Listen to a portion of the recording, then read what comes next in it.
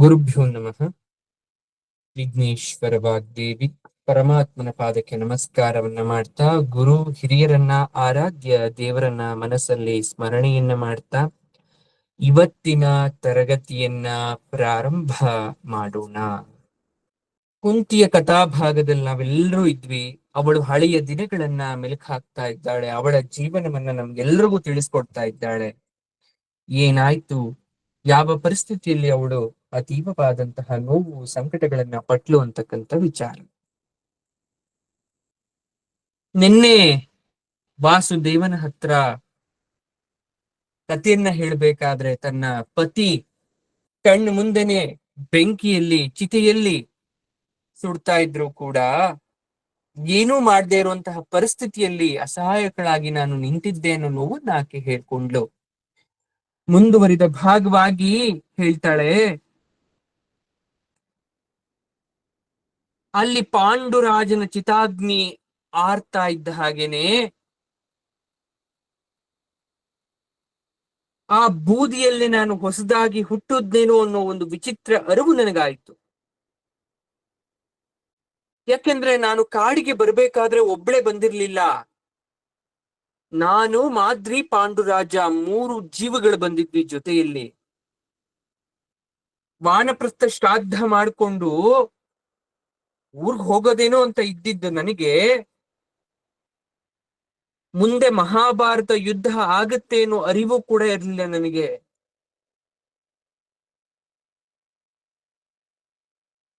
ಅರಮನೆಗೆ ಹೋಗುವಂತ ಸಂದರ್ಭ ಬಂತು. ಮಕ್ಕಳನ್ನೆಲ್ಲ ಕರ್ಕೊಂಡು ಹೋದಾಗ ಭೀಷ್ಮ ಒಂದು ಮಾತನ್ನ ಹೇಳ್ದ, ಕುಂತಿ, ಆತ್ಮಶ್ರಾದ್ದ ಮಾಡ್ಕೊಂಡೋಡು ಊರ್ಗೆ ಯಾಕೆ ಬಂದೆ? ಸತ್ತವರು ಅರಮನೆ ಒಳಗಡೆ ಬರ್ತಾರಾ ಅಂತ ಕೇಳ್ಬಿಟ್ಟ. ಅದಕ್ ನಾನ್ ಹೇಳ್ದೆ, ಈ ಊರಿಗೆ ಬರ್ತಾ ಇರೋರು, ಅರಮನೆಗೆ ಬರ್ತಾ ಇರೋರು ನಿಮ್ಮ ಮೊಮ್ಮಕ್ಕಳು, ಪಾಂಡುವಿಗೆ ಜನಿಸಿದಂತಹ ಮಕ್ಕಳು. ಯಾವತ್ತೂ ಒಂದು ಸಲನೂ ಯೋಗಕ್ಷೇಮ ವಿಚಾರಿಸಕ್ಕೆ ಬರ್ದೇ ಇದ್ದಂತವ್ರು ಈಗ ಈ ಪ್ರಶ್ನೆ ಕೇಳ್ತಾ ಇದ್ದೀರಾ? ಈ ಮಕ್ಕಳಿಗೆ ನ್ಯಾಯ ಸಿಗಬಾರ್ದ?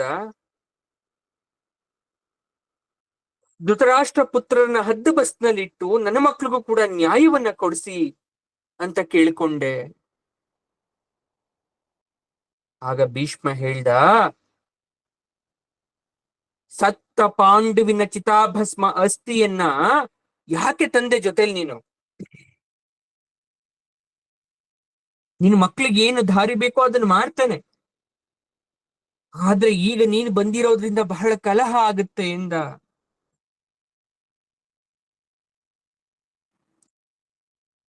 ಯಾಕೆ ಈ ರೀತಿ ಅಂದ್ರೆ,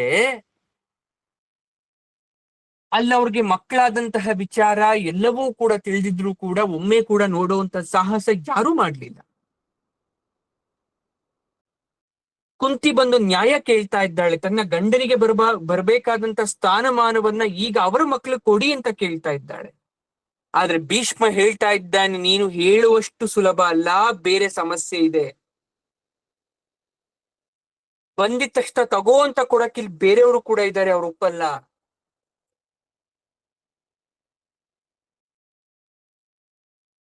ಕುಂತಿ ಹೇಳ್ತಾಳೆ, ನಾನು ಅರಮನೆಗೆ ಬರಕ್ಕೆ ಯಾರ ಅಪ್ಪಣೆ ಕೂಡ ಬೇಕಾಗಿಲ್ಲ. ಪಾಂಡುರಾಜನಿಗೆ ಯಾವ ಸಂಸ್ಕಾರ ಆಗ್ಬೇಕಿತ್ತು ಅದು ಭವ್ಯವಾಗಿದೆ. ನಾನು ಮತ್ತೆ ನನ್ನ ಮಕ್ಕಳನ್ನ ನನ್ನ ಗಂಡ ಬದುಕಿ ಬಾಳ್ದಂತ ಮನೆಗೆ ಕರ್ಕೊಂಡ್ ಬರ್ತಾ ಇದ್ದೀನಿ.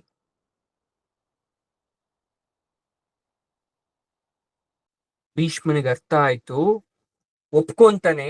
ಈ ಮಕ್ಕಳಿಗೆ ಮೊದಲು ವಿದ್ಯಾಭ್ಯಾಸವನ್ನ ಕಲಿಸುವಂತ ವ್ಯವಸ್ಥೆಯನ್ನ ಮಾಡೋಣ, ರಾಜೋಪೇತವಾಗಿ ವಿದ್ಯಾಭ್ಯಾಸವನ್ನ ಮಾಡಬೇಕು. ಮುಂದೆ ಇವರೆಲ್ಲ ವಿದ್ಯಾಭ್ಯಾಸವನ್ನ ಕಲ್ತಾದ್ಮೇಲೆ ಯಾರು ಈ ಸ್ಥಾನಕ್ಕೆ ಸೂಕ್ತ ಅನ್ನೋದನ್ನ ಆಯ್ಕೆ ಮಾಡೋಣ.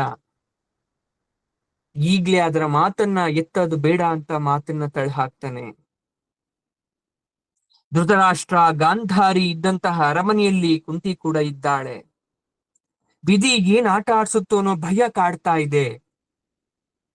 ಉತ್ತಮವಾದ ಗುರುವನ್ನ ಆಯ್ಕೆ ಮಾಡ್ಬೇಕು. ದ್ರೋಣಾಚಾರ್ಯರನ್ನ ಗುರುವಾಗಿ ಆಯ್ಕೆ ಮಾಡ್ತಾನೆ ಭೀಷ್ಮ.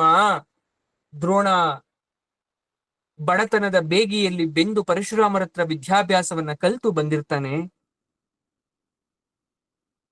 105 ಜನ ಮಕ್ಕಳಿಗೆ ಶಸ್ತ್ರಾಭ್ಯಾಸ ಶಿಕ್ಷಣ ಕೊಡಕ್ಕೆ ಭೀಷ್ಮ ಮಾತುಕತೆ ಮಾಡ್ತಾನೆ. 100 ಜನ ಗಾಂಧಾರಿ ಧೃತರಾಷ್ಟ್ರನ ಮಕ್ಕಳು, 5 ಜನ ಪಾಂಡವರ ಮಕ್ಕಳಿಗೆ. ಒಳಗೊಳಗೆ ಸಣ್ಣ ಜಗಳ ಶುರುವಾಗ್ತಾ ಇರುತ್ತೆ. ಕುಂತಿಯ ಮಕ್ಕಳು ಇಲ್ಲಿಗೆ ಬರಬಾರ್ದಿತ್ತು ಅನ್ನೋ ಮಾತು ಪದೇ ಪದೇ ಕಿವಿಗೆ ಬೀಳ್ತಾ ಇರುತ್ತೆ. ಆದ್ರೆ ವಿದುರ ಒಬ್ಬನೇ ಒಳಗಣ್ಣಾಗಿ ಹೊರಗಿವಿಯಾಗಿ ಅರಮನೆಯ ಅಂತರಾತ್ಮನಾಗಿ ಭವಿಷ್ಯದ ಬೆಳಕಾಗಿ ಕುಂತಿ ಮಕ್ಕಳನ್ನ ಪೋಷಿಸ್ತಾ ರಕ್ಷಿಸ್ತಾ ಬರ್ತಾನೆ. ಯಾರು ಏನ್ ಹೇಳಿದ್ರು ಅದನ್ನೆಲ್ಲ ನಿರಾಕರಿಸಿ ಅವರನ್ನ ರಕ್ಷಣೆಯನ್ನ ಮಾಡ್ತಾನೆ. ಕೃಷ್ಣ,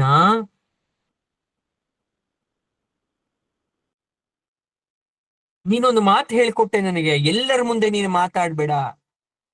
ಅರಮನೆಯಲ್ಲಿ ಧೃತರಾಷ್ಟ್ರ ಕುರುಡನಾದ್ರೆ ನೀನು ಕಿವಿಡಿ ಆಗ್ಬಿಡು, ಯಾರ ಮಾತನ್ನ ಕಿವಿ ಮೇಲೆ ಹಾಕೋಬೇಡ ಅಂತ ಒಂದು ಮಾತು ಹೇಳ್ಕೊಟ್ಟೆ ನೀನ್ ನನಗೆ. ಅದನ್ನೇ ನಾನು ಪಾಲಿಸ್ತಾ ಬಂದೆ. ಯಾರ ಜೊತೆ ಯಾವತ್ತೂ ಕೂಡ ಮಾತಾಡ್ಲೇ ಇಲ್ಲ. ಕಿವಿ ಮೇಲೆ ಬಿದ್ರು ಕೂಡ ಆ ವಿಚಾರವನ್ನ ಮರಿತಾ ಬಂದೆ. ನಿನ್ನ ಮಕ್ಕಳನ್ನ ಯಾರ ಜೊತೆ ಕೊಂಡಾಡ್ಬೇಡ, ಅವರ ಸಾಹಸವನ್ನ ಹೇಳ್ಬೇಡ ಅಂದೆ, ಹೇಳಲಿಲ್ಲ. ಊಟ ಮಾಡಕ್ಕೂ ಮೊದಲು ಬೆಕ್ಕಿಗೆ ಊಟವನ್ನ ಹಾಕಿ ಅದು ತಿಂದು 5 ನಿಮಿಷ ಆದ್ಮೇಲೆ ನೀನು ಊಟ ಮಾಡು ಅಂತ ಹೇಳ್ಕೊಟ್ಟೆ, ಅದನ್ನ ಮಾಡ್ತಾ ಬಂದೆ. ದ್ರೋಣಾಚಾರ್ಯರ ಮನಸ್ಸನ್ನ ಗೆಲ್ಲು ಅಂತ ಹೇಳ್ದೆ, ಅದನ್ನ ಮಾಡ್ತಾ ಬಂದೆ. ಭೀಷ್ಮ ಅವನಾಗೆ ತೀರ್ಮಾನ ಮಾಡೋ ತನಕ ನೀನು ಒತ್ತಡ ಹಾಕಬೇಡ ಅಂತ ಹೇಳ್ದೆ, ಅದನ್ನೇ ಮಾಡ್ತಾ ಬಂದೆ. ಆದ್ರೆ ಏನು ಮಾಡಿದ್ರೂ ಕೂಡ ನನಗೆ ದಕ್ಕಬೇಕಾಗಿದ್ದು ದಕ್ಕಲಿಲ್ಲ. ಹಲ್ಲು ಕಚ್ಕೊಂಡು ಅಪಮಾನವನ್ನ ಸಹಿಸ್ಕೊ ಅಂತ ಹೇಳ್ಕೊಟ್ಟೆ, ಅದನ್ನು ಮಾಡ್ದೆ. ನಿನಗೆ ಕಣ್ಣೀರ್ ಬಂದ್ರೆ ನಿನ್ನ ಹೃದಯದ ಅಂತರಾಳದಲ್ಲಿ ಬತ್ತಿ ಹೋಗ್ಲಿ ಅಂತ ಹೇಳ್ಕೊಟ್ಟೆ, ಅದನ್ನು ಮಾಡ್ದೆ. ನಗುವುದನ್ನ ಬಿಟ್ಟೆ. ಇಷ್ಟೆಲ್ಲ ಮಾಡ್ದೆ. ಆದ್ರೆ ನನಗೇನು ಲಭಿಸ್ತು ಕೃಷ್ಣ? ಕತ್ತಲೆಯೇ ಕಣ್ಣಾಗಬೇಕಾದಂತಹ ಕಾಲದಲ್ಲಿ ಬದುಕು ಬಂದವಳು. ಯುಧಿಷ್ಠಿರನ್ನ ನೋಡ್ದಾಗೆಲ್ಲ ಎಲ್ರಿಗೂ ಮತ್ಸರ, ಎಲ್ಲಿ ಅವನಿಗೆ ರಾಜ್ಯ ಸಿಕ್ಕಿಬಿಡುತ್ತೋ ಅನ್ನೋ ಒಂದು ದುಷ್ಟ ಬುದ್ಧಿ.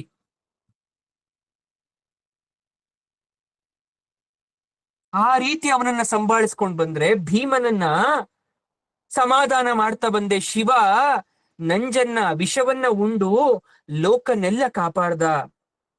ಶಿವ ವಿಷವನ್ನ ಜೀರ್ಣಿಸಿಕೊಂಡಾಗೆ ನೀನು ಜೀರ್ಣಿಸ್ಕೋಬೇಕಪ್ಪ ಅಂತ ಭೀಮನನ್ನ ಸಮಾಧಾನ ಮಾಡ್ತಾ ಬಂದೆ. ಅರ್ಜುನ ಕತ್ತಲೆಯಲ್ಲೇ ಕೈ ಚುರುಕು ಉಳ್ಳವನು, ಬಾಣದ ಗುರಿ ಎತ್ತ ಇಡಬೇಕು ಅಂತ ಗೊತ್ತಿದ್ದವನು. ಅಂತಹವನಿಗೆ ಅಗಲಲ್ಲಿ ಹದ್ದು ಬಸ್ತಲ್ಲಿರು ಅಂತ ಹೇಳ್ತಾ ಬಂದೆ. ಯಮಳರಿಗೆ ಅಂದ್ರೆ ಅಶ್ವಿನಿ ದೇವತೆಗಳ ವರಪ್ರಸಾದದಿಂದ ಹುಟ್ಟಿರ್ತಕ್ಕಂಥ ನಕುಲ ಸಹದೇವರಿಗೆ ಮೃತ ಸಂಜೀವಿನಿ ವಿದ್ಯೆಯನ್ನ ಕಲಿಬೇಕು ಅಂತ ಹೇಳ್ಕೊಟ್ಟೆ. ಹೀಗೆ 5 ಜನ ಮಕ್ಕಳನ್ನ ಹಿಡಿತದಲ್ಲೇ ಇಟ್ಕೊಂಡು ಬಂದೆ.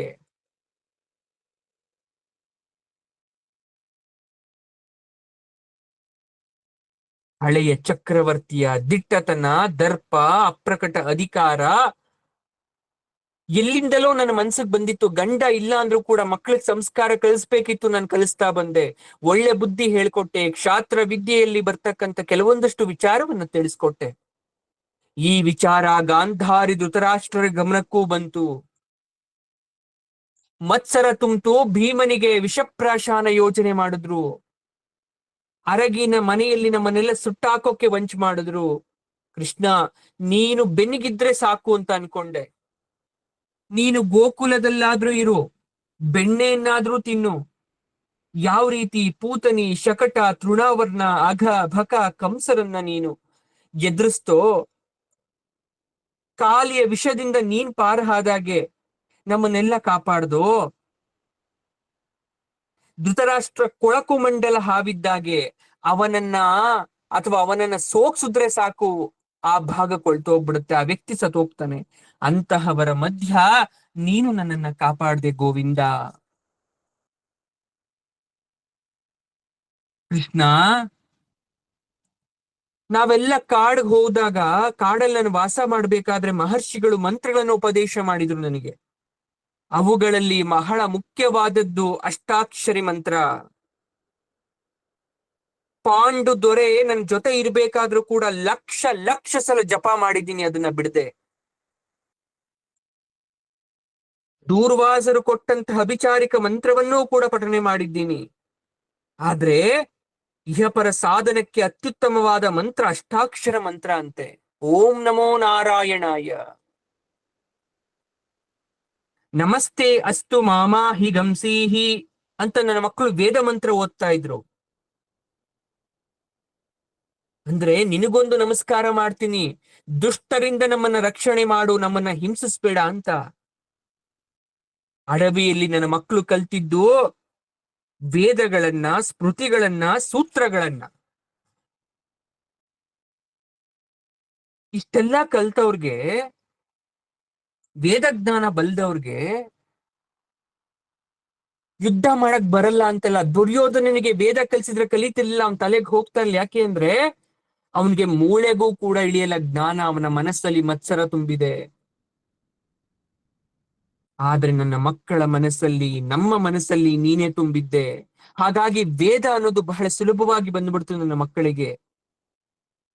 ಮೊನ್ನೆ ಯುಧಿಷ್ಠಿರ ಅಗ್ನಿಹೋತ್ರವನ್ನ ಮಾಡಿ ಗವಾಮಯನ ಮಾಗವನ್ನ ಪಾರಾಯಣ ಮಾಡ್ತಾ ಇದ್ದ. ಸಮುದ್ರಾಂ ವಾ ಈತೆ ಪ್ರಪ್ಲವಂತೆ ಯೇ ಸಂವತ್ಸರಂ ಉಪಯಂತಿ, ಯೋ ವೈ ಸಮುದ್ರಸ್ಯ ಪಾರಂ ನ ಪಶ್ಯತಿ ನ ವೈ ಸತತ ಉದೇತಿ ಸಂವತ್ಸರಃ. ಈ ತರ ಹೇಳ್ತಾ ಇದ್ದ. ನನ್ಗೇನು ಅರ್ಥ ಆಗ್ಲಿಲ್ಲ ಅದು. ಒಂದು ಗೋವು, ಸಮುದ್ರ ಒಂದು ಕಷ್ಟ ಸಾಗರ. ಒಂದು ಹಸುವಾಗಿ ಹುಟ್ಟಿ ನೀ ಸಮುದ್ರ ದಾಟಿದ್ರೇನೆ ನಿನ್ ಮೇವ್ ಸಿಗುತ್ತೆ ಅಂದ್ರೆ ಏನ್ ಮಾಡ್ಬೇಕಾ ಹಸು?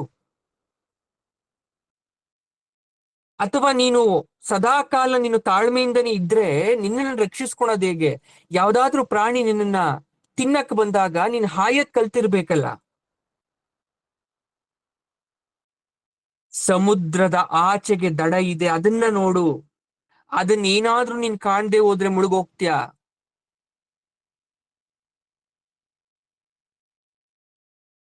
ಒಂದು ಎಚ್ಚರಿಕೆ ಅಂತ ಅನಿಸ್ತು ನನಗೆ. ಬದುಕು ಒಂದು ಕಷ್ಟ ಸಾಗರ. ಪ್ರತಿಯೊಂದು ಹೆಜ್ಜೆಯಲ್ಲೂ ಹುಷಾರಾಗೆ ಇರಬೇಕು. ಯಾವುದನ್ನು ನಿರ್ಲಕ್ಷ್ಯ ಮಾಡೋ ಹಾಗೆ ಇಲ್ಲ ನಾವು. ಸಮುದ್ರಕ್ಕೆ ಈಜಕ್ ಆಗಲ್ಲ ಅಥವಾ ಈಜಿನ ಕೊಚ್ಕೊಂಡು ಹೋಗ್ತೀನಿ ಅಂತ ಭಯ ಇದ್ರೆ ದಡ ಸಿಗೋಕ್ಕೂ ಮೊದಲೇ ಪ್ರಯತ್ನ ಮಾಡದೆ ಪ್ರಾಣ ಬಿಡ್ಬೇಕಾಗತ್ತೆ. ಪ್ರಯತ್ನ ಮಾಡಿ ಪ್ರಾಣ ಬಿಡಕ್ಕೂ ಪ್ರಯತ್ನ ಮಾಡದೆ ಪ್ರಾಣ ಬಿಡಕ್ಕೂ ಬಹಳ ವ್ಯತ್ಯಾಸ ಇದೆ.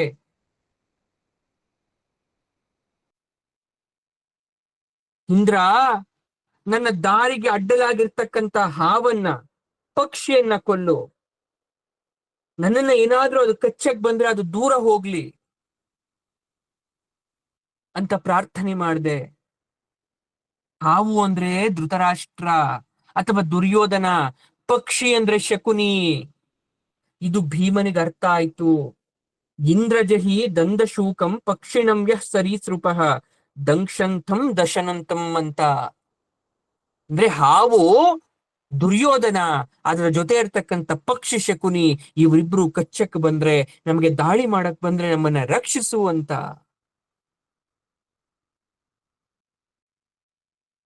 ಭೀಮನಿಗೆ ವಿಷಹರಣ ಮಂತ್ರಗಳು ತುಂಬಾ ಪ್ರಿಯ ಆಗ್ತಾ ಇತ್ತು. ಅಗಸ್ತ್ಯರ ಹತ್ರ ಹೋಗಿ ಅದನ್ನ ತಿಳ್ಕೊಂಡ್ ಬರ್ತಾ ಇದ್ದ. ಅಂದ್ರೆ ವಿಷಪ್ರಾಶನ ಮಾಡಿದ್ರು ಕೂಡ ಮಂತ್ರವನ್ನ ಜಪ ಮಾಡಿದಾಗ ದೇಹದಿಂದ ಇಳಿದು ಹೋಗೋ ಹಾಗೆ. ಏತ ಉತ್ಯೇ ಪ್ರತ್ಯದೃಶ್ಯನ್ ಪ್ರದೋಷಂ ತಸ್ಕರ ಇವ ಅದೃಷ್ಟಾ ವಿಶ್ವದೃಷ್ಟಾ ಪ್ರತಿಬುದ್ಧಾ ಭೂತನ. ಭೀಮ ಬಂದ್ ಹೇಳ್ತಾನೆ, ಅಮ್ಮ ನಾವು ಜಾಗೃತ ಆಗಿರ್ಬೇಕು, ಹುಷಾರಾಗಿರ್ಬೇಕಮ್ಮ. ವಿಷಪೂರ್ಣ ಹಾವುಗಳು ಸಾಯಂಕಾಲದ ವೇಳೆಗೆ ಕಳ್ಳರ ತರ ಕಾಣಿಸ್ಕೊಳ್ಳುತ್ತೆ ನಮ್ಮ ಮುಂದೆ. ನಮ್ಮನ್ನ ನೋಡಿ ಕಚ್ಚಕ್ ಬರ್ತವೆ. ಏನ್ ಹೇಳ್ತಾ ಇದ್ದೆ ಮಗ್ನೆ, ನನಗೆ ಅರ್ಥ ಆಗ್ಲಿಲ್ಲ ಅಂತ ಕೇಳ್ದ. ಆಗ ಅವ್ನು ಹೇಳ್ದ, ಅಮ್ಮ, ಈ ಅರಮನೆ ಒಂದು ಹುತ್ತ ಇದ್ದ ಹಾಗೆ. ಇಲ್ಲಿ 102 ಹಾವುಗಳಿವೆ. ಎಷ್ಟು? 102 ಹಾವು. ಯಾವ್ದು 102 ಹಾವು? 100 ಜನ ಗೊತ್ತಾಯ್ತು. 101ನೇಯವನು ಧೃತರಾಷ್ಟ್ರ ಅನ್ನೋ ಹಾವು, 102ನೇಯವನು ಶಕುನಿ ಅನ್ನೋ ಹಾವು. ಇಷ್ಟು ಜನನು ಸೇರಿಸಿದ್ರೆ 102 ಹಾವಾಯ್ತು. ಅಣ್ಣನಿಗೆ ಪಟ್ಟ ಆಗೋ ತನಕ ನಮ್ಗೆ ಸಂಧ್ಯಾಕಾಲನೇ, ಬೆಳಗ್ಗೆನೋ ರಾತ್ರಿನೋ ಎಲ್ಲ ಒಂಥರ ಕತ್ಲಿದ್ದಾಗೆ. ನಮ್ಗೆ ಯಾವಾಗ ಯಾವ ದಿಕ್ಕಿನಿಂದ ಹಾವು ಬಂದು ದಾಳಿ ಮಾಡ್ತವೋ ಗೊತ್ತಾಗಲ್ಲ. ನಾನು ಅಂದೆ, ಅಯ್ಯೋ ಆ ರೀತಿ ತಮ್ಮಂದಿರನ್ನ ಹಾವು ಅಂತ ಕರಿಬಾರ್ದಪ್ಪ. ಅದಕ್ಕೆ ಅವನ್ ಹೇಳ್ದ, ನಿನ್ನೆ ದ್ರೋಣರು ಕೇಳಿದ್ರು, ಮುಂದೆ ಮಹಾವೀರರಾಗೋರು ನೀವೆಲ್ಲ, ನೀವು ಧ್ವಜವನ್ನ ಆಯ್ಕೆ ಮಾಡ್ಕೋಬೇಕಾಗತ್ತೆ. ಯಾವ ಧ್ವಜವನ್ನ ಆಯ್ಕೆ ಮಾಡ್ಕೊಂತೀರಾ? ಆ ಕುರುಡನ ಮಗ ಹಾವು ಅಂದ. ಅವನು ಅದನ್ನ ಆಯ್ಕೆ ಮಾಡ್ಕೊಂಡ್ಮೇಲೆ ಹಾವೇ ಅಲ್ವಾ ಅವನು. ಅದಕ್ಕೆ ದುರ್ಯೋಧನನ ಧ್ವಜದ ಸ್ತಂಭ ಉರಗ, ಉರಗ ಪತಾಕ. ಅವನು ಹಾವಿನ ಒಂದು ಚಿಹ್ನೆಯನ್ನ ಉಟ್ಕೊಂಡವನು. ಹೋಗ್ಲಿ ಬಿಡು ಅಂತ ನಾನು ಭೀಮನನ್ನ ಸಮಾಧಾನ ಮಾಡಿದೆ. ಆದ್ರೆ ಅವನು ವಿಷಹರಣ ಮಂತ್ರವನ್ನು ಜಪಿಸ್ತಾ ಇರ್ತಾನೆ.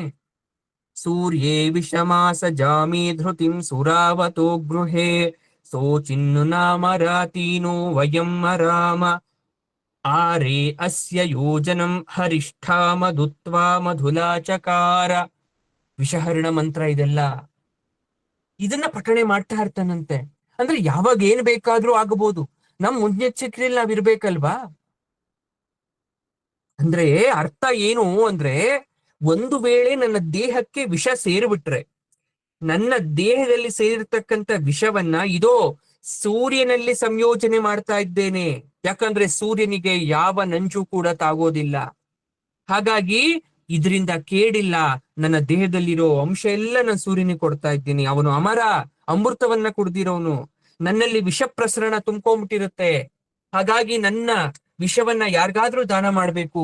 ಭೂಲೋಕದಲ್ಲಿ ಇರ್ತಕ್ಕಂಥ ಯಾರಿಗೂ ದಾನ ಮಾಡಕ್ಕಾಗಲ್ಲ. ದೇವಲೋಕದಲ್ಲಿ ಇರ್ತಕ್ಕಂಥ ಯಾವ ದೇವತೆಗಳಿಗೆ ಅಂದ್ರೆ ಆ ದೇವತೆಗಳಿಗೆ ದಾನ ಮಾಡಕ್ಕಾಗಲ್ಲ. ಇದನ್ನ ಜೀರ್ಣಿಸ್ಕೊಂತಕ್ಕಂಥ ಶಕ್ತಿ ಇರೋದು ಸೂರ್ಯ ದೇವನಿಗೆ ಮಾತ್ರ. ಹಾಗಾಗಿ ನಾನು ಕೊಡ್ತಾ ಇದ್ದೇನೆ. ನೀನು ಅಮೃತವನ್ನ ಕೊಡು, ನಾನು ವಿಷವನ್ನ ಕೊಡ್ತೇನೆ. ನಾನು ಮಧುವನ್ನ ಕೊಟ್ರೆ, ಮಧು ಅಂದ್ರೆ ಎರಡರ್ಥ, ಎಂಡ ಅಮೃತ. ನಾನು ಕೆಟ್ಟ ಮಧುವನ್ನ ಕೊಟ್ರೆ ನೀನು ಒಳ್ಳೆ ಅಮೃತವನ್ನ ಕೊಡು. ಚರ್ಮದ ಚೀಲದಲ್ಲಿ ತುಂಬಿದ ವಿಷವನ್ನ ಬಿಸ್ಲಿಗೆ ಒಣಗಿಸಿ ಇಟ್ಟಾಗೆ ನೋಡಿ, ದೇಹ ಅನ್ನೋದು ಚರ್ಮದ ಚೀಲ. ಬಿಸ್ಲಿಗೆ ಒಣಗಿಸ್ದಾಗೆ ನಾನು ಒಣಗಿಸ್ತೀನಿ. ಅದೆಲ್ಲ ಆವಿಯಾಗಿ ನಿನ್ನ ಹತ್ರಕ್ಕೆ ಬರ್ಲಿ, ಅಮೃತವನ್ನ ಕೊಡು ಅನ್ನೋದು ಈ ಶ್ಲೋಕದ ಅರ್ಥ ಆಗತ್ತೆ. ಇದನ್ನ ವಿಷಹರಣ ಮಂತ್ರ ಅಂತ ಕರಿತೀವಿ. ಇದ್ಯಾವುದು ಅರ್ಥ ಆಗ್ಲಿಲ್ಲ ಕೃಷ್ಣ ನನಗೆ.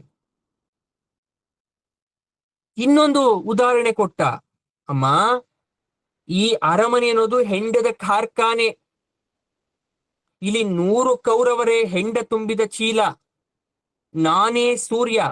ನನ್ನ ಬಿಸಿಲಿಗೆ ಅವು ಕರಗಿ ಅಮೃತ ಆಗ್ತವೆ. ನನಗೆ ವಿಷ ಉಣಿಸಿದ್ರು ಕೂಡ ಜೀರ್ಣಿಸ್ಕೊಳ್ತಕ್ಕಂಥ ಶಕ್ತಿ ಇದೆ. ಭಯ ಆಯ್ತು. ಇಲ್ಲೇ ನಿಲ್ಲಿಸ್ಬಿಡು ಇದನ್ನ ಅಂದೆ. ಯಾಕೋ ವಿಧಿ ಅವನ ಬಾಯಿಸಲು ಆಡಿಸ್ತೇನೋ ಅಂತ ಅನಿಸ್ತು. ಅದೇ ಆಗೋಯ್ತು ಕೃಷ್ಣ.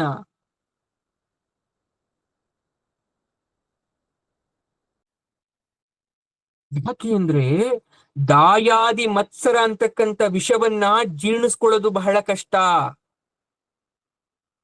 ಅವತ್ತು ಕೌಸಲ್ಯೆ ತನ್ನ ಮಗನನ್ನ ಕಳ್ಕೋಬೇಕಾಗಿತ್ತು. ದಾಯಾದಿ ಮತ್ಸರ ಆಸ್ತಿಯನ್ನು ಒಂದು ಗೋಜಿಗೆ ಬಿದ್ದು. ಆ ಪರಿಸ್ಥಿತಿ ನಾನು ಅನುಭವಿಸ್ದೆ. ಅಂತೂ ಇಂತೂ ಕುಂತಿಯ ಮಕ್ಕಳಿಗೆ ರಾಜ್ಯವಿಲ್ಲ ಅಂತಕ್ಕಂಥ ಗಾದೆ ಹುಟ್ಟಾಕಿ ಹಸ್ತಿನಾವತಿಯಲ್ಲಿ ಶತ್ರುಗಳು ನಗೋತರ ಆಗೋಯ್ತು. ಈಗ ಪರಾಮರ್ಶೆ ಮಾಡ್ತಾ ಇದ್ದೀನಿ ಕೃಷ್ಣ. ಸತ್ ಹೋದವ್ರಿಗೇನು ಲಾಭ ಇಲ್ಲ, ಆದ್ರೆ ಬದುಕಿರೋರ್ಗೆ. ಕುಂತಿ ಕಣ್ಣೇನು ಕುರುಡಾಗಿತ್ತ ಅಂತ ಜನ ಪ್ರಶ್ನೆ ಮಾಡ್ತಾರಲ್ಲ. ಧೃತರಾಷ್ಟ್ರ ಮೇಲ್ನೋಟಕ್ಕೆ ಏನು ಗೊತ್ತಿಲ್ಲದೆ ಇರೋಂತರ ಇರ್ಬೋದು, ಆದ್ರೆ ಅವನ ಮನಸ್ಸು 1000 ಹೆಡೆಯ ಸರ್ಪದ ತಲೆ ಇದ್ದಾಗೆ. ಕಣ್ಣಿಲ್ಲ ಅಂದ್ರೂ ಕೂಡ ಮೈ ತುಂಬಾ ವಿಷ ತುಂಬಿಕೊಂಡಿದ್ದಾನೆ. ಆ ವಿಷ ತುಂಬಿದ ಹಾವಿಗೆ ಜನಿಸಿದಂತಹ ಮಕ್ಕಳು ಮರಿಗಳು ಅವು ವಿಷಪೂರಿತನೆ.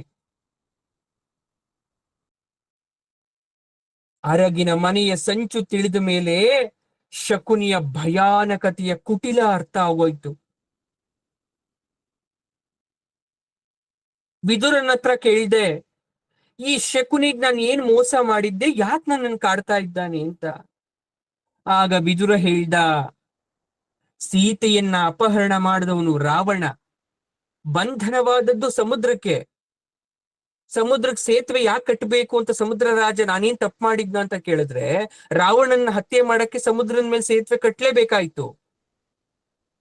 ದುಷ್ಟ ಏನೇ ಮಾಡಿದ್ರು ಅವನ ಸುತ್ತ ಇರ್ತಕ್ಕಂಥ ನಿರಪರಾಧಿಗಳಿಗೂ ಕೂಡ ಕಷ್ಟ ಬರುತ್ತೆ.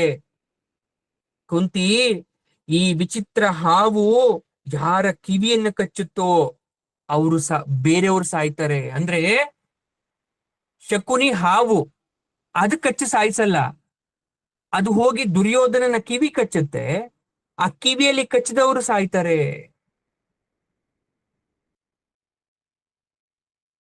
ವಿದುರ, ಧೃತರಾಷ್ಟ್ರ ವ್ಯಾಸಪುತ್ರ, ಅಂತಹ ಒಳ್ಳೆ ವ್ಯಕ್ತಿಗೆ ಇಂಥ ಕೆಟ್ಟ ಮಗ ಹುಟ್ಟಕ್ ಸಾಧ್ಯನಾ? ಬೇಸರ ಮಾಡ್ಕೋಬೇಡ, ಈ ಪ್ರಶ್ನೆ ಕೇಳ್ತಾ ಇದ್ದೀನಿ ಅಂತ ಅನುಮಾನ ಬರುತ್ತೆ.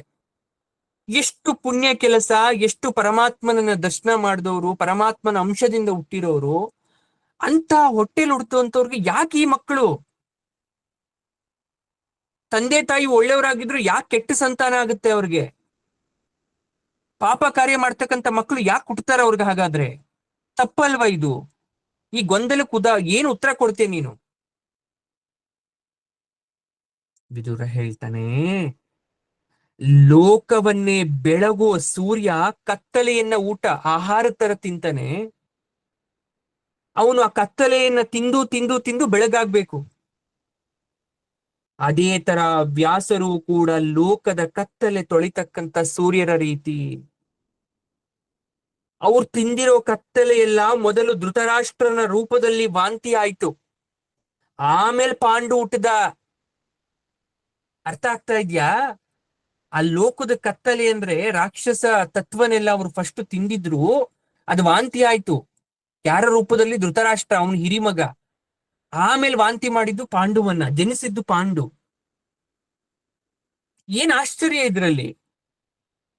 ಸೂರ್ಯನಿಗೆ ರಾಹು ಮಗ ಆಗಬೇಕು, ಹೋಗ್ಲಿ ಶನಿ ಯಮ ಸೂರ್ಯನ ಮಕ್ಕಳು, ನಂಬಕ್ ಸಾಧ್ಯನಾ?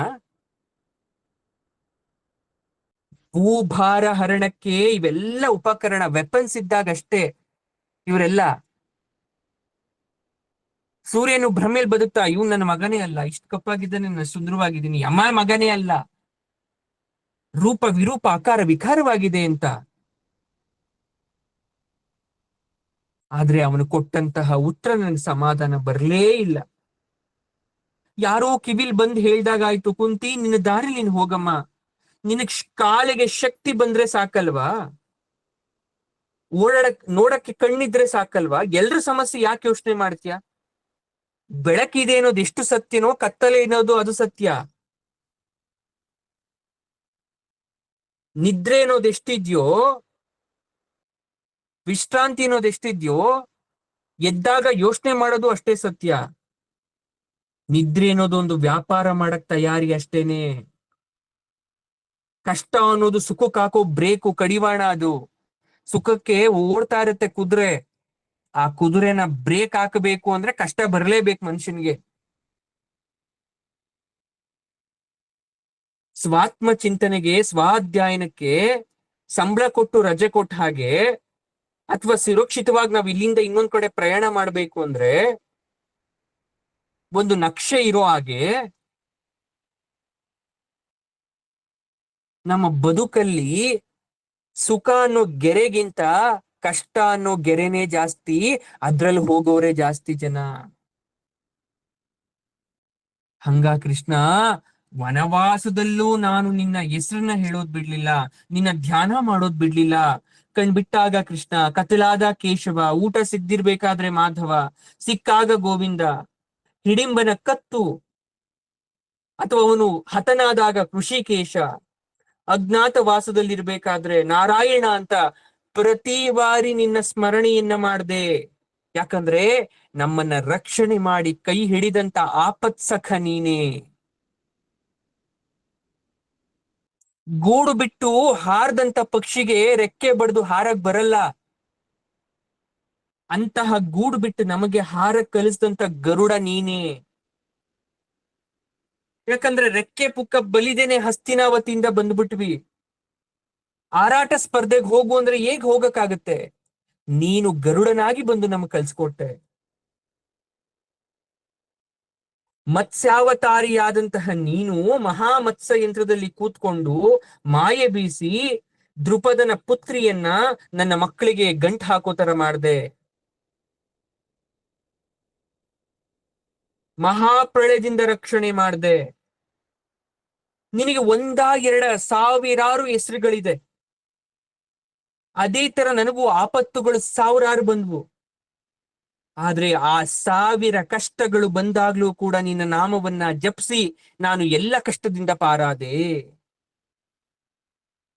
ಆ ನಿನ್ನ ಸಾವಿರ ನಾಮವನ್ನು ಹೇಳಕ್ಕೆ ನನ್ನ ದೇಹದೊಳಗಡೆಯಿಂದ ಉಸಿರು ಎಲ್ಲಪ್ಪ ತರ್ಲಿ ನರಹರಿ ಕೇಶವ.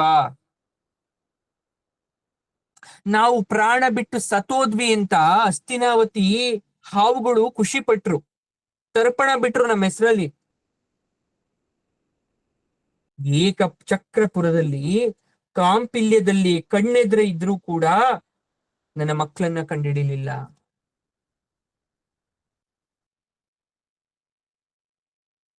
ಅದಕ್ಕೆಲ್ಲ ಕಾರಣ ಯಾರು? ನೀನಲ್ವಾ? ನಾಮ ಸಹಸ್ರಧಾರಿ ನಾರಾಯಣ. ನಾನು ಹೋಗ್ಬೇಕಾದ್ರೆ ನಡಿಯಕ್ಕಾಗದೆ ಒಂದು ಕೋಲ್ ಹಿಡ್ಕೊಂತೀನಿ, ಆ ಕೋಲಿನಲ್ಲಿ ನೀನಿರ್ತೀಯ. ನನ್ನ ಪಾದದ ಕಾಲಿನಲ್ಲಿ ನೀನಿರ್ತೀಯ. ಕಾಲು ಚುಚ್ಚತಕ್ಕಂತ ಕಲ್ಲು ಮುಳ್ಳುಗಳಲ್ಲಿ ನೀನಿರ್ತೀಯ.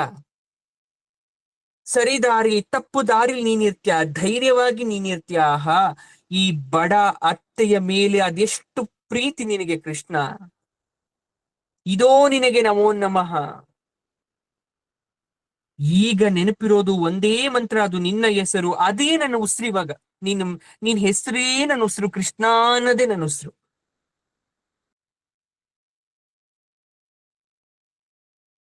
ಭಿಕ್ಷೆ ಎತ್ತಿ ನಾನು ನನ್ನ ಮಕ್ಕಳು ಬದುಕಿದೀವಿ. ಆದ್ರೆ ನನಗ್ ಬೇಸರ ಇಲ್ಲ. ಗಂಡ ಬದುಕಿದ್ದಾಗ್ಲೇ ವಾನಪ್ರಸ್ಥ ಜೀವನದನ್ನ ಅನುಭವಿಸ್ಬಿಟ್ಟಿದ್ದೀನಿ. ಯಾಕಂದ್ರೆ ನಾನೇ ಬಯಸ್ ಹೋಗಿದ್ದೆ. ನಾನ್ ದತ್ತು ಕೊಟ್ರಲ್ಲ ಕುಂತಿ ಭೋಜನ ಮನೆಗೆ ಹೋದಾಗ ಏನ್ ಪಡ್ಕೊಂಡೆ ನಾನು? ಏನು ಸಿಗ್ಲಿಲ್ಲ ನನ್ಗೆ ಆ ಮನೇಲಿ, ತವ್ರ ಮನೆ ಅಂತ.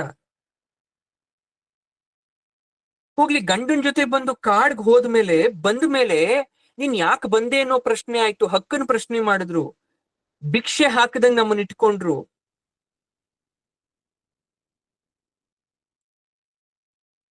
ಭೀಷ್ಮ ಏನೋ ದೊಡ್ಡ ಮನಸ್ಸು ಮಾಡವತ್ತು ನಮಗೆ ಸಹಾಯ ಮಾಡಿ ನಮ್ಮನ್ನ ಉಳ್ಕೊಳಕ್ಕೆ ಒಂದು ಅವಕಾಶ ಕೊಟ್ಟ. ಅವನಿಲ್ಲ ಅಂದಿದ್ರೆ ವಿದುರ ಅನ್ನದ ಭಿಕ್ಷೆ ಹಾಕ್ತ. ಒಟ್ಟಿನಲ್ಲಿ ಮನುಷ್ಯನ ಜೀವನನೇ ಭಿಕ್ಷೆ. ಹುಟ್ಟಿನಿಂದ ಸಾಯೋ ತನಕ ಒಬ್ಬರನ್ನ ಬೇಡಿ ಅಥವಾ ಬೇರೆಯವರ ಭಿಕ್ಷೆಯಲ್ಲಿ ಬದುಕುವಂತ ಪರಿಸ್ಥಿತಿ. ನಾವ್ ಅನ್ಕೊಂತೀವಿ ನಮ್ಮ ಹಣವನ್ನ ಕೊಟ್ಬಿಟ್ರೆ ಅದ್ ಭಿಕ್ಷೆ ಅಲ್ಲ ಅಂತ. ಹಣ ಅನ್ನೋದು ಒಂದು ಮಾಧ್ಯಮ ಅಷ್ಟೇ. ನಾವು ಭಿಕ್ಷೆಯಲ್ಲಿ ಬದುಕ್ತಾ ಇರ್ತಕ್ಕಂಥ ಭಿಕ್ಷುಕರು. ಕೃಷ್ಣ, ನೀನು ವಾಮನನಾಗಿ ಬಲಿಯಲ್ಲಿ ಭಿಕ್ಷೆ ಕೇಳ್ದಲ್ಲ, ನಿನ್ ನಾಚಿಕೆ ಆಯ್ತಾ ಅವತ್ತು? ಭಿಕ್ಷೆ ಬಿಡೋದು ನಾಚಿಕೆ ಅಂತ ಅನ್ಕೊಂಡಿದೀವಿ, ನೀನ್ ನಾಚಿಕೆ ಪಟ್ಟ ಅವತ್ತು? ನೀನೇ ನಾಚಿಕೆ ಪಡ್ಲಿಲ್ಲ, ನಾನ್ ಯಾಕೆ ನಾಚಿಕೆ ಪಡ್ಬೇಕು ಭಿಕ್ಷೆ ಎತ್ಬೇಕಾದ್ರೆ? ಹಾಗಾಗಿ ನಿನ್ನ ದಾರಿಲಿ ನಾನು ಹೋದೆ. ಪರಮಾತ್ಮನಿಗೆ ಇಲ್ಲದ ನಾಚಿಕೆ ನಮಗೆ ಯಾಕೆ? ಹೊಟ್ಟೆ ಹಸಿವು ಅಂದಾಗ ಅನ್ನದ ಭಿಕ್ಷೆ, ಬಾಯಾರಿಕೆ ಆದಾಗ ನೀರಿನ ಭಿಕ್ಷೆ, ಆಶ್ರಯಕ್ಕೋಸ್ಕರ ಪರರ ಭಿಕ್ಷೆ ಬೇಡ್ತಾ ಜೀವನ ಸಾಗಿಸ್ಬೇಕು. ಅವಶ್ಯಕತೆ ಇದ್ದಾಗ ಮಾತ್ರ ವೀರಾದಿ ವೀರರು ಶೂರರು ಬೀದಿ ಬೀದಿಯಲ್ಲಿ ಅಮ್ಮ ಭಿಕ್ಷೆ ನೀಡಿ ಅಂತ ಗಟ್ಟಿಯಾಗಿ ಕರೆದದ್ದನ್ನ ನಾನು ಇವತ್ತಿಗೂ ಮರ್ತಿಲ್ಲ. ವಾಸುದೇವ, ನಾವು ಭಿಕ್ಷುಕರು ಅಂತ ಮನೆ ಬಾಗ್ಲಿಗೆ ಹೋದ್ರು ನಂಬಲಿಲ್ಲ. ಅಥವಾ ಯಾರು ಗೊಣಗ್ಲಿಲ್ಲ. ಯಾರೋ ಕರೆದು ಇಲ್ಲಷ್ಟು ತೆಗೆದುಕೊಂಡು ಹೋಗು ಅಂತ ನಮಗೊಂದು ಅನ್ನನೋ ಏನೋ ದವಸ ಧಾನ್ಯ ಕೊಡ್ತಾ ಇದ್ರು. ಯುಧಿಷ್ಠಿರ ಆ ಹೊತ್ತಿಗೆ ಆಗ್ತಕ್ಕಂತ ಆ ಹೊತ್ತಿಗೆ ಹಾಕ್ತಕ್ಕಂತ ಭಿಕ್ಷೆಗಿಂತ ಜಾಸ್ತಿ ಭಿಕ್ಷೆಯನ್ನ ಪಡ್ಕೊಳ್ಬೇಡ್ರಿ ಅಂತ ತಮ್ಮಂದ್ರಿಗೆ ಹೇಳಿದ್ದ. ಆ ದಿನಕ್ಕೆ ಎಷ್ಟು ಬೇಕೋ ಅಷ್ಟನ್ನ ಮಾತ್ರ ಪಡ್ಕೊಳ್ಳಿ ಅಂತ. ಯಾಕಂದ್ರೆ ಭಿಕ್ಷಾ ವ್ರತವನ್ನ ಮಾಡಿದೀವಿ ನಾವು. ತುಂಬಾ ಜನ ಕರೀತಾ ಇದ್ರು, ಇಲ್ಲೇ ಬನ್ನಿ, ನಾಳೆ ಬನ್ನಿ ನಮ್ಮನೇಲಿ ತಗೊಂಡು ಹೋಗಿ, ನಮಗೂ ಪುಣ್ಯ ಕೊಡಿ ಅಂತ ತುಂಬಾ ಜನ ಕರೀತಾ ಇದ್ರು. ಅನ್ನಕ್ಕೊಂದು ಪಾತ್ರೆ, ಸಾರೋ ಹುಳಿಗೋ ಗೊಜ್ಗೋ ಬೇರೊಂದು ಪಾತ್ರೆ ಸಿಕ್ಕಿದ್ರೆ, ಎರಡು ಮಕ್ಕಳು ಒಬ್ಬ ಅನ್ನದ ಪಾತ್ರೆ ಇಟ್ಕೊಂಡಿದ್ರೆ ಮತ್ತೊಬ್ಬ ಹುಳಿಗಿಟ್ಕೊಂತಿದ್ದ. ಬಂದದ್ದ ಅನ್ನವನ್ನೆಲ್ಲ ರಾಶಿ ಹಾಕಿ ಅದರಲ್ಲಿ ಎರಡು ಭಾಗ ಮಾಡ್ತಾ ಇದ್ವಿ, ಸಮಭಾಗ. ಅರ್ಧ ಭಾಗವನ್ನ ಭೀಮನು ಕೊಡ್ತಾ ಇದ್ವಿ, ಮಿಕ್ಕ ಭಾಗದಲ್ಲಿ 5 ಭಾಗ ಮಾಡಿ ದ್ರೌಪದಿ ಸಹಿತವಾಗಿ ನಾವು ತಿಂತಾ ಇದ್ವಿ.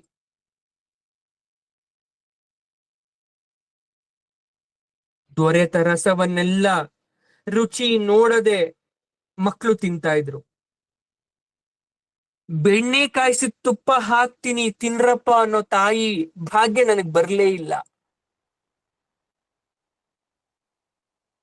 ಭೀಮ ಕವಳವನ್ನ ತಿನ್ಬೇಕಾದ್ರೆ, ಅನ್ನವನ್ನ ತಿನ್ಬೇಕಾದ್ರೆ ಒಂದೊಂದು ಮುದ್ದೆ ಗಾತ್ರದ ತುತ್ತನ್ನ ಮಾಡಿ, ಇದು ಧೃತರಾಷ್ಟ್ರನ ತಲೆ, ಇದು ದುರ್ಯೋಧನನ ತಲೆ, ಇದು ದುಶ್ಯಾಸನನ ತಲೆ, ಹೆಸರು ಮರ್ತೆ, ವಿಧವಾ ಪುತ್ರನದ್ದು ಅಂತ ಸಮಾಧಾನ ಇಲ್ಲದೆ ಅನ್ನವನ್ನ ತಿಂತಾ ಇದ್ದ ಪ್ರತಿದಿನ. ಯಾಕಂದ್ರೆ ನನ್ನ ಮಗ ಅರಮನೆಯಲ್ಲಿ ಇರ್ಬೇಕಾದ್ರೆ ಅವನು ತಿಂತಾ ಇರ್ತಕ್ಕಂಥ ಊಟವನ್ನ ನೋಡಿ ಹಂಗಸಿದ್ರು, ಛೇಡಿಸಿದ್ರು. ಅವನು ಹೊಟ್ಟೆ ತುಂಬುವಷ್ಟು ಅವನು ತಿಂದ್ರೆ ಅವ್ರಿಗೇನ್ ಸಂಕಟ. ಆಗ ನಾನು ಅತ್ತದ್ದು ಅಷ್ಟಿಷ್ಟಲ್ಲ. ಯಾಕಂದ್ರೆ ಯಾರ ಹಂಗಲ್ಲೂ ತಿಂತಿರ್ಲಿಲ್ಲ ನನ್ನ ಮಕ್ಕಳು, ಯಾರ ಅನ್ನವನ್ನ ಕಿತ್ಕೊಂತಾ ಇರ್ಲಿಲ್ಲ. ಕಡೆಗೆ ಇವತ್ತು ಪರರ ಅನ್ನವನ್ನ ಉಂಡು ನನ್ನ ಮಕ್ಕಳು ಇದ್ದಾರೆ. ಆದ್ರೆ ನಾನು ಅದನ್ನ ಬೇರೆ ಅರ್ಥದಿಂದ ಕರೆಯಲ್ಲ ಪರಮಾತ್ಮ. ನಾವು ತಿಂತಾ ಇರೋದು ನಿನ್ನ ಪ್ರಸಾದ, ಅರ್ಕೆ ಹೊತ್ಕೊಂಡು ನೀನ್ ಕೊಟ್ಟದ್ದನ್ನ ತಿಂತಾ ಇದ್ದೀವಿ. ತುಪ್ಪ, ಬೆಣ್ಣೆ, ಬಾದಾಮಿ ಇವನ್ನೆಲ್ಲ ಶಕ್ತಿವರ್ಧಕ ಆಹಾರ ತಿಂದಿದ್ರೆ ಏನಾಗ್ತಾ ಇತ್ತು? ಸತ್ತೋಗ್ತಿದ್ವಿ. ಅವಾಗ್ಲೂ ಹೇಗಿದ್ವೋ ಈಗ್ಲೂ ಹಾಗೆ ಇದ್ದೀವಿ. ಇದಿಷ್ಟಿರ ಒಂದು ಮಾತು ಹೇಳ್ತಾನೆ, ಯಾರ ಮನೆ ಅನ್ನವಾದ್ರೇನು, ತಾ ಅಂದರೆ ಈ ಯುವ ತಾಯಿ ಕೈ ಮುಟ್ಟಿ ಕೊಡಿವಾಗ ಅದ್ರಲ್ಲಿ ಶಕ್ತಿ ಇಲ್ಲದೆ ಹೇಗಿರುತ್ತೆ? ಒಬ್ರು ಮನೆ ಮುಂದೆ ಹೋಗಿ ಭಿಕ್ಷೆ ಬೇಡಿದಾಗ, ಅನ್ನವನ್ನ ತಂದು ಬಡಿಸಿದಾಗ ಅನ್ನದಲ್ಲಿರ್ತಕ್ಕಂಥ ಶಕ್ತಿ ನಮಗೆ ಬರಲೇಬೇಕು. ನೀಡ್ತಕ್ಕಂಥ ಭಿಕ್ಷೆ ನೀಡ್ತಕ್ಕಂಥ ಕೈಗಳಲ್ಲಿ ಶಕ್ತಿ ಇತ್ತು, ಒಳ್ಳೆ ಮನ್ಸಿತ್ತು ಅಂದ್ರೆ ತಿನ್ನೋ ಆಹಾರ ಕೂಡ ಜೀರ್ಣ ಆಗುತ್ತೆ. ಬಕಾಸುರನ ಮಾತ್ ಕೇಳ್ತೀನಿ ಕೃಷ್ಣ. ಅವನ್ ದುಡಿದೆ ಇನ್ನೊಬ್ರು ದುಡಿಮೇಲಿ ಇನ್ನೊಬ್ರನ್ನ ಹಿಂಸೆ ಕೊಟ್ಕೊಂತ ಬಕಾಸುರನ್ ತರ ತಿಂದ.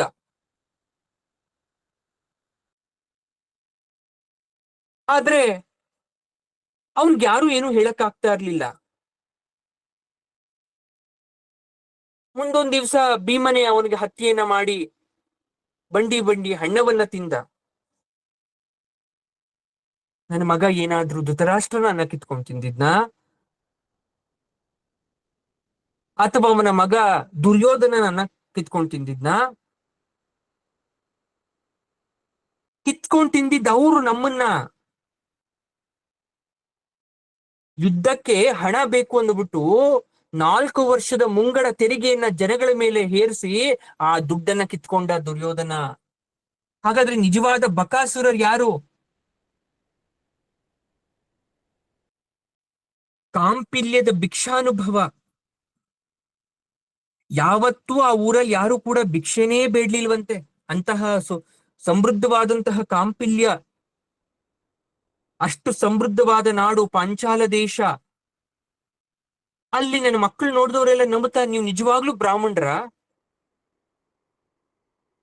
ಅಂತ ಮೊದಲು ಅನುಮಾನ ಪಟ್ರು ಕೂಡ ಆಮೇಲೆ ನನ್ನ ಮಕ್ಕಳು ನೋಡಿ ಶುದ್ಧವಾದ ಬ್ರಾಹ್ಮಣರು ಅಂದ್ರು. ಯಾಕಂದ್ರೆ ಮಕ್ಕಳ ವೇದೋಚ್ಚಾರ, ಆಚಾರ, ವಿಚಾರ ಎಲ್ಲ ನೋಡಿ ಇವರಂತ ಅತ್ಯುತ್ತಮವಾದ ಬ್ರಾಹ್ಮಣರಿಲ್ಲ ಅಂದ್ರು. ಅದೆಲ್ಲ ಕಾಡಲ್ ಕಲ್ತಿದ್ದು ನನ್ನ ಮಕ್ಕಳು, ನಾಡಲ್ ಉಪಯೋಗ ಆಯ್ತು. ಕೆಲವೊಬ್ರು ಬಂದು ವಸ್ತ್ರದಾನ ಮಾಡ್ತಾ ಇದ್ರು ತಗೊಳ್ಳಿ ಅಂತ. ನನ್ನ ತಾಯಿಗೆ ಅಂತ ಒಂದು ದಿನ ಅರ್ಜುನ ಒಂದು ಸೀರೆ ತಂದ, ಯಾವುದೋ ಸುಮಾರಾಗಿರೋದು, ನಾಜುಕಾಗಿರೋದು. ಆ ಸೀರೆಯನ್ನ ನೋಡಿ ಭಿಕ್ಷೆ ಬೇಡ್ತಕ್ಕಂತ ನನಗೆ ಇಂಥ ಸೀರೆ ಒಪ್ಪಲ್ಲ ಅಂತ ಗಳಗಳ ಅಂತ ಅತ್ತೆ. ಆ ಮಾತನ್ನ ಕೇಳಿ ಭೀಮನ ಕಣ್ಣಲ್ಲೂ ನೀರ್ ಬಂತು. ಭಿಕ್ಷೆ ಕೊಡೋರು ಅವ್ರಿಗಿಷ್ಟ ಆಗಿದ್ನ ಕೊಡ್ತಾರೆ, ಅದ್ರಲ್ಲಿ ನಾವು ಕೊಸ್ರಾಟ ಮಾಡಬಾರ್ದು, ಚೌಕಾಸಿ ಮಾಡಬಾರ್ದು. ಈ ಸೀರೆ ಉಟ್ಕೊಂಡೋಗ್ ನಂಗೆ ಭಿಕ್ಷೆ ಕೊಡಿ ಅಂದ್ರೆ ಯಾರು ಕೊಡ್ತಾರೆ? ಆಗ ಭೀಮ ಹೇಳ್ದ, ಭಿಕ್ಷುಕರ ತಾಯಿ ಭಿಕ್ಷುಕಿನೇ ಯಾಕಾಗ್ಬೇಕು? ಯಾಕವ್ರು ಚೆನ್ನಾಗಿರೋ ಸೀರೆ ಉಟ್ಕೋಬಾರ್ದಮ್ಮ?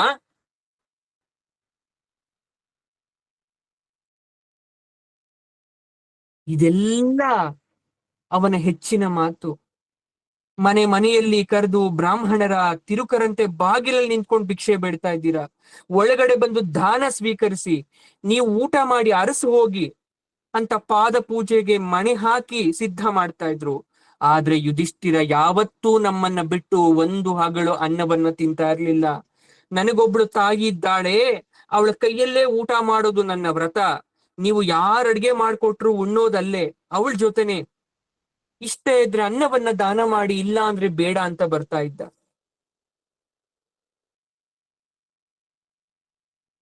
ಇದು ಭಿಕ್ಷೆ ಕತೆ ಆಯ್ತು.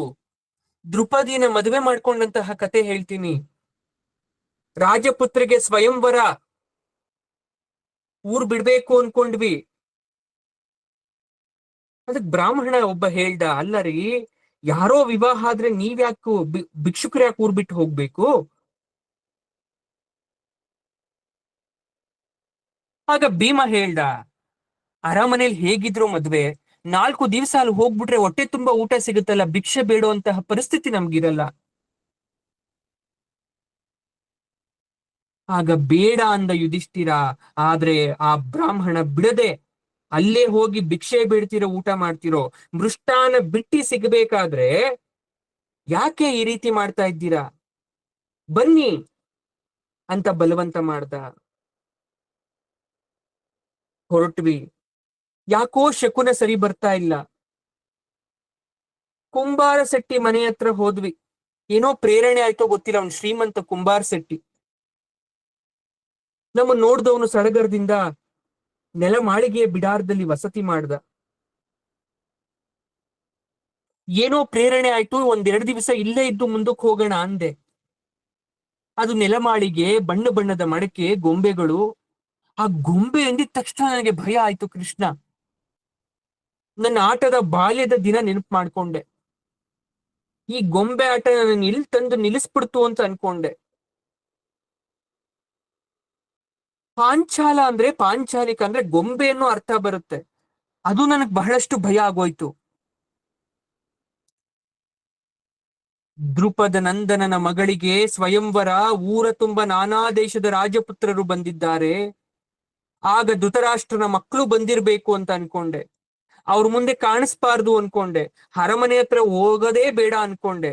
ಮಕ್ಳಿಗೂ ಕೂಡ ಕಡಾಖಂಡಿತವಾಗಿ ಹೇಳ್ದೆ, ಭಿಕ್ಷೆ ತರಕ್ ಮಾತ್ರ ಹೋಗಿ ಬನ್ನಿ ಅಂತ. ಆದ್ರೆ ವಿಧಿ ಬೇರೆನೆ ಭಿಕ್ಷೆ ನೀಡ್ತು ವಾಸುದೇವ, ನಿನಗೂ ಗೊತ್ತು ಅದು. ನನ್ನ ಮನಸ್ಸಲ್ಲಿ ಯಾಕೆ ಗೊಂದಲ ಆಯ್ತು ಅನ್ನೋದು ಆಮೇಲೆ ಉತ್ತರ ಸಿಕ್ತು ನನಗೆ. ಮಕ್ಳಿಗೆ ಅವತ್ತೆಲ್ಲೂ ಭಿಕ್ಷೆ ಸಿಗ್ಲಿಲ್ಲ. ಯಾಕಂದ್ರೆ ಊರಲ್ಲಿ ಯಾರು ಒಲೆನೇ ಹಚ್ಚಿರ್ಲಿಲ್ಲ ರಾಜನ ಮಗಳ ಸ್ವಯಂವರದ ಏರ್ಪಾಟಲ್ಲಿ. ಅದೇನೋ ಮತ್ಸ್ಯ ಯಂತ್ರವನ್ನ ಸ್ವಯಂವರದಲ್ಲಿ ವೀರ ಪಣನಾಗಿ ಇಟ್ಟಿದ್ರಂತೆ. ಸುತ್ತೋ ಮೇಲಿನ ಚಕ್ರದೊಳಗೆ ಒಂದು ಮೀನು, ಅದು ಚಲಿಸ್ತಾ ಇದೆ, ಅದಕ್ಕೊಂದು ಕಣ್ಣಿದೆ. ಕೆಳಗಡೆ ಎಣ್ಣೆ ಪಾತ್ರೆ ಇಟ್ಟಿದ್ದಾರೆ. ಎಣ್ಣೆ ಪಾತ್ರೆಯನ್ನ ನೋಡಿ ಮೀನಿನ ಕಣ್ಣಿಗೆ ಬಾಣವನ್ನ ಬಿಡಬೇಕು. ಯಾರು ಈ ಕೆಲಸವನ್ನ ಮಾಡ್ತಾರೋ ಅವನಿಗೆ ದೃಪದ ಪುತ್ರಿ ಪಾಂಚಾಲಿಯನ್ನ ಮದುವೆ ಮಾಡ್ಕೊಡ್ತಾರಂತೆ. ಯಾವ ಕಲ್ಪನೆಯಲ್ಲಿ ಮಾಡಿದ್ರೋ ಗೊತ್ತಿಲ್ಲ ಇದನ್ನ.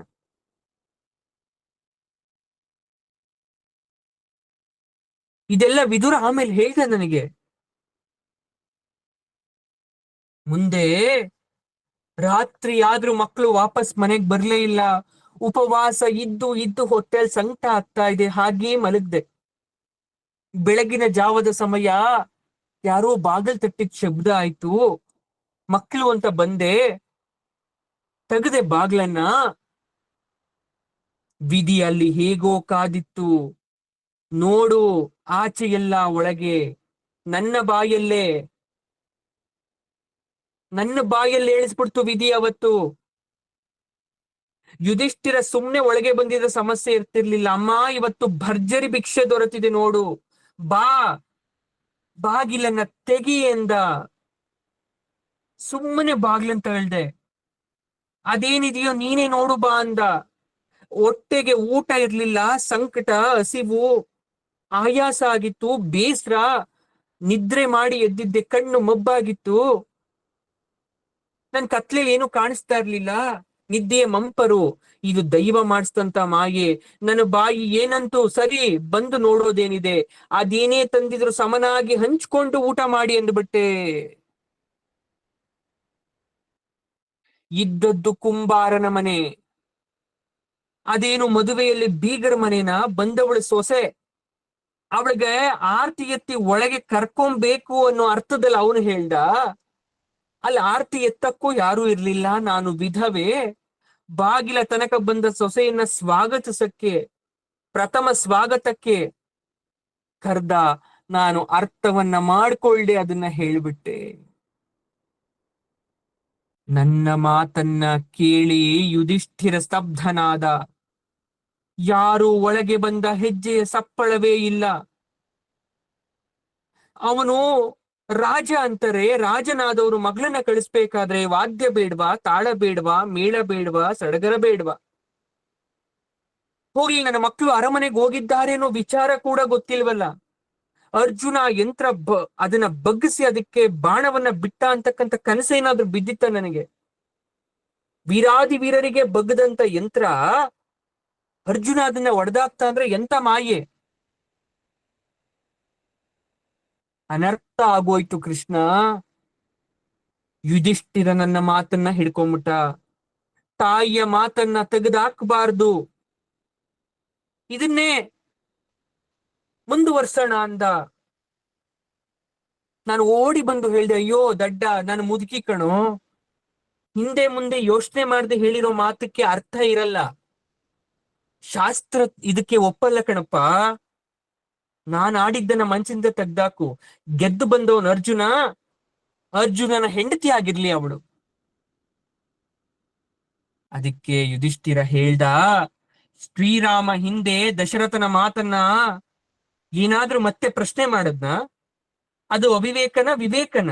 ತಂದೆ ಮಾತನ್ನ ಕೇಳಲಿಲ್ವಾ? ಹಾಗಾದ್ರೆ ನೀನ್ ಶ್ರೀರಾಮನ ಯುಧಿಷ್ಠಿರ? ಅಲ್ಲ, ಅವನು ಪಿತೃಭಕ್ತ, ನಾನು ಮಾತೃಭಕ್ತ. ಅವನು ತಂದೆಗೋಸ್ಕರ ಅಡವಿಗೆ ಹೋದ, ನಾನು ತಾಯಿ ಹೇಳಿದ ಮಾತನ್ನ ನಾನು ಒಪ್ಕೊಂತೇನೆ. ಅವನ ಮಾತಿಗೆ ಯುಧಿಷ್ಠಿರನ ಸೋದರರು ಕೂಡ ಏನು ಮಾತಾಡ್ಲಿಲ್ಲ ಕೃಷ್ಣ. ಅವರನ್ನ ಕಾಪಾಡಿದು ಕೊನೆಯ ತನಕ ವಿಧಿಯಲ್ಲ, ಅವರಲ್ಲಿ ಇರ್ತಕ್ಕಂಥ ಪ್ರೀತಿ, ಅಣ್ಣನ ಮೇಲಿರ್ತಕ್ಕಂಥ ಗೌರವ. ಮುಂದೆ ವ್ಯಾಸರು ಬಂದ್ರು, ದೃಪದನಿಗೆ ಸಮಾಧಾನ ಹೇಳಿದ್ರು, ಪಾಂಚಾಲಿ ಒಪ್ಪದ್ಲು, ವಿವಾಹ ಆಯ್ತು. ನಾವು ಮತ್ತೆ ಹಸ್ತಿನಾವತಿಗೆ ಹೋಗ್ಬೇಕಾದಂತ ವಿಚಾರ ಬಂತು. ನೋಡ್ದ ಕೃಷ್ಣ ವಿಧಿ, ನನಗೆ ಪತಿ ಒಬ್ಬ, 4 ಜನ ದೇವತೆಗಳಿಂದ ಪುತ್ರ ಭಾಗ್ಯ. ಅಂದ್ರೆ ಅಲ್ಲಿಗೆ ಪತಿ ಸ್ಥಾನದಲ್ಲಿ 5 ಜನ ಬಂದ್ರು ನನಗೆ. ನನ್ನ ಸೊಸೆಗೆ ಸಾಕ್ಷಾತ್ ಆಗಿ 5 ಈ ದೇವಪುತ್ರರೇ ಪತಿಗಳಾಗಬೇಕು, ಅದು ಪಂಚಾಲರ ಊರಲ್ಲಿ. ಮತ್ತದೇ ಗೊಂಬೆಯಾಟ. ಈ ಸಲದ ಆಟದ ಸೂತ್ರಧಾರಿ ನೀನು ಅಂತ ನನಗೆ ಗೊತ್ತು. ನಾವೇ ಗೊಂಬೆಗಳು. ನಾನು ಮಾಡಿದ ಅನರ್ಥವನ್ನ ನೀನು ಎತ್ತಿ ಹಿಡ್ದೆ. ಈ ಲೋಕ ಏನೇ ಅನ್ಲಿ, ನೀನಂದ್ರೆ ನನ್ನ ಮಕ್ಕಳು ಪ್ರಾಣ ಬಿಡ್ತಾರೆ. ನೀನ್ ಆತ್ಮ, ಅವ್ರ ಪ್ರಾಣ. ಅಥವಾ ನೀನೇ ಆತ್ಮ, ಅವರು ಜೀವ, ಜೀವ ಆತ್ಮ, ನೀವಿಬ್ರು. ನೀನು ಕೃಷ್ಣ, ಇವಳು ಕೃಷ್ಣೆ. 5 ಜನ ಅಂದ್ರೆ ಅವಳಗ್ ಅಷ್ಟಿಷ್ಟ. 5 ಜನಕ್ಕೂ ದ್ರೌಪದಿ ಅಂದ್ರೆ ಅಷ್ಟಿಷ್ಟ. 5 ಜನಕ್ಕೆ ಕೃಷ್ಣ ಅಂದ್ರೆ ಇಷ್ಟ, ಕೃಷ್ಣನಿಗೆ 5 ಜನ ಅಂದ್ರೆ ಇಷ್ಟ. ಈ ಮೋಡಿಯನ್ನ ನೋಡಿ ನಾನು ಮುಗ್ಧಳಾದೆ.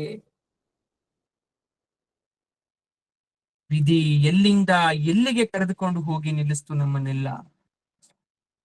ಏನನ್ನ ಲೆಕ್ಕಾಚಾರ ಹಾಕಿತ್ತು. ಇದನ್ನ ಅರ್ಥ ಮಾಡ್ಕೊಳಕ್ಕೆ ನನ್ನಂತಹ ಸಾಮಾನ್ಯಳಿಂದ ಸಾಧ್ಯ ಇಲ್ಲ ಕೃಷ್ಣ.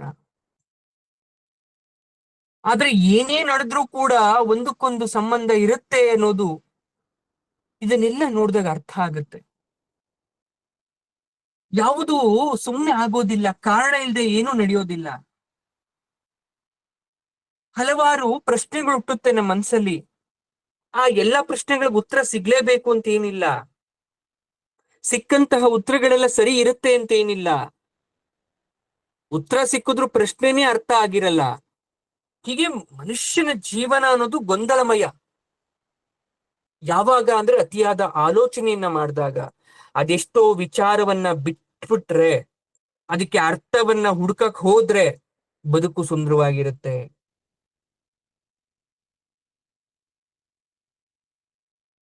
ಎಷ್ಟೋ ಸಲ ಉತ್ತರದ ಜಾಡನ್ನ ಹಿಡಿದು ಹೊರಟವ್ರಿಗೆ ಮತ್ತಷ್ಟು ಸಮಸ್ಯೆ ಉದ್ಭವ ಆಗುತ್ತೆ. ದೈವ ರಹಸ್ಯಕ್ಕೆ ಯಾವತ್ತೂ ಕೈ ಹಾಕಬಾರದು ಅಂತ ಹೇಳ್ತಾರೆ.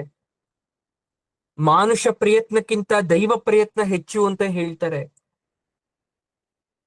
ವಿಧಿ ಆಟಕ್ಕಿಂತ ಕಲಿ ಪ್ರಭಾವ ಹೆಚ್ಚು ಅಂತ ಹೇಳ್ತಾರೆ. ಈ ರೀತಿ ಈ ಎಲ್ಲ ವಿಚಾರಗಳಿಂದ ನಾವು ಸಿಕ್ಕಾಕೊಂಡ್ಬಿಟ್ಟಿರ್ತೀವಿ. ಹಾಗಾಗಿ ಈ ಎಲ್ಲವನ್ನ ನೋಡ್ತಾ ಇದ್ರೆ ನೀನ್ ಎಷ್ಟು ಕರುಣಾಮಯಿ, ಹೃದಯಮಯಿ, ಅದೆಂತ ಲೀಲಾಜಾಲವದ ಆಟವನ್ನ ಆಡಿಸ್ತೀಯ ನೀನು. ಖಂಡಿತ ನಮಗೆ ನಿನ್ನ ಆಶೀರ್ವಾದ ಬೇಕು, ನಿಮ್ಮ ಸಲಹೆ ಬೇಕು. ಸದಾ ಭಕ್ತ ವತ್ಸಲನಾಗಿ ಇರ್ಬೇಕಪ್ಪ ತಂದೆ. ನಾವು ಅಷ್ಟೇನೆ ಕೃಷ್ಣನ ಹತ್ರ ಇಷ್ಟೇ ಕೇಳಬೇಕು. ಪ್ರತಿ ಕಾರ್ಯದಲ್ಲೂ ನೀನಿರ್ತೀಯ, ಪ್ರತಿ ಹೆಜ್ಜೆಯಲ್ಲಿ ನೀನಿರ್ತೀಯ, ಪ್ರತಿ ಕ್ಷಣ ನೀನಿರ್ತೀಯ. ನೀನ್ ಯಾವತ್ತಿಲ್ವೋ ಅವತ್ ನಾನಿಲ್ಲ. ಹಾಗಾಗಿ ಏನಂತ ಹೇಳೋದು, ಸರ್ವಂ ಶ್ರೀ ಕೃಷ್ಣಾರ್ಪಣಮಸ್ತು ಅಂತ. ಧನ್ಯವಾದ.